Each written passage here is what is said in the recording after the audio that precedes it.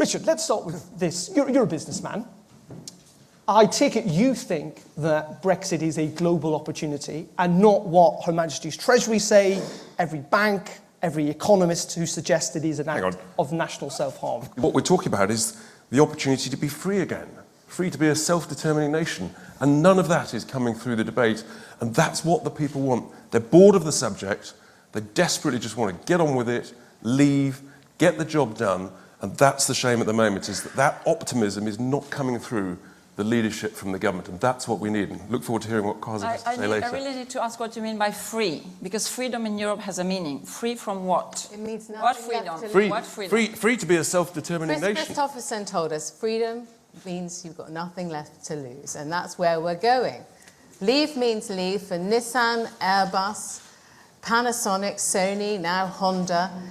Not, and for all the EU citizens who don't know what their status is, you know what. I know exactly what it is. Listen, let's be very clear. Why are Nissan doing what they're doing? Because they've just signed a free trade deal with the European Union, which means that now there are no tariffs between Japan and the EU, therefore they can produce the manufacturing in Japan.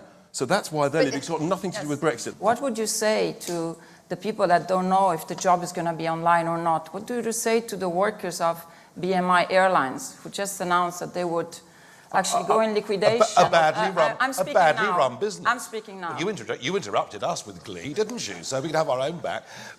You've got badly run businesses. I have not finished the sentence. You've got badly run businesses going bust. It happens. It's called capitalism. No, they clearly said that it was because of Brexit. The City of London said that 800... I usually don't like to put figures, but in front of people who still, 40 days before Brexit, are giving this bullying slogans, you know, wishful thinking. It is so irresponsible of you. It is so irresponsible. So there is a truth to be told that actually people have voted. Your side essentially lost the referendum. Shouldn't people coerce behind the result and actually see and be optimistic about this rather than seeing it as the kind of worst decision ever? Isn't optimism missing from this, from the Remain side? I think optimism is missing because what is there to be optimistic about, frankly, about the path that the government's following? Richard talks about economists and what they say about the future. The government produced a report with about 20, 30 economic forecasts. One said, in any scenario whatsoever, we might be a bit better off. All the others said we were worse off.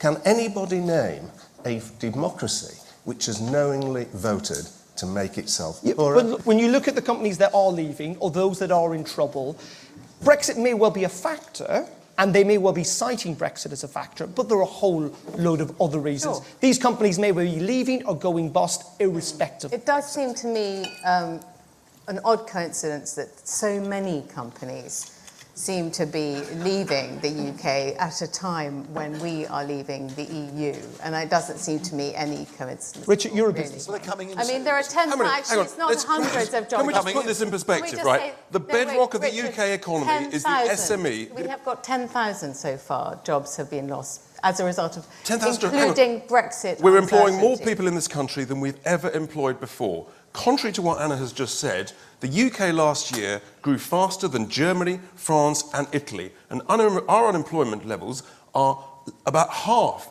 of the Eurozone unemployment levels. And we've got wages growing faster than inflation, thanks to Brexit. Rachel, you say you don't want no deal, but you think it's possible. It's very possible. Clock is being run down, and unless there is a sort of 5 minutes to midnight effort to push through a deal that nobody in Parliament wants, that's what, you know, we're going to get the deal. By the way, Anna Maria, don't worry about Nigel's children. They've got German passports. Well, they are German. Well, they are German. It's important because They are German. we are seeing many Brexiteers that are moving to France, that are moving their assets abroad, that are buying companies in Singapore. It'll all be a disaster, but we'll be free. We won't be governed by you or Mr. Barroso. Using the word No, free. self-governing independent nations make their own laws, control their own borders, and have their own courts. You have been and I tell you shaping what, the and I tell you Europe what, we have, we're and not we're glad for interested. that. We're leaving.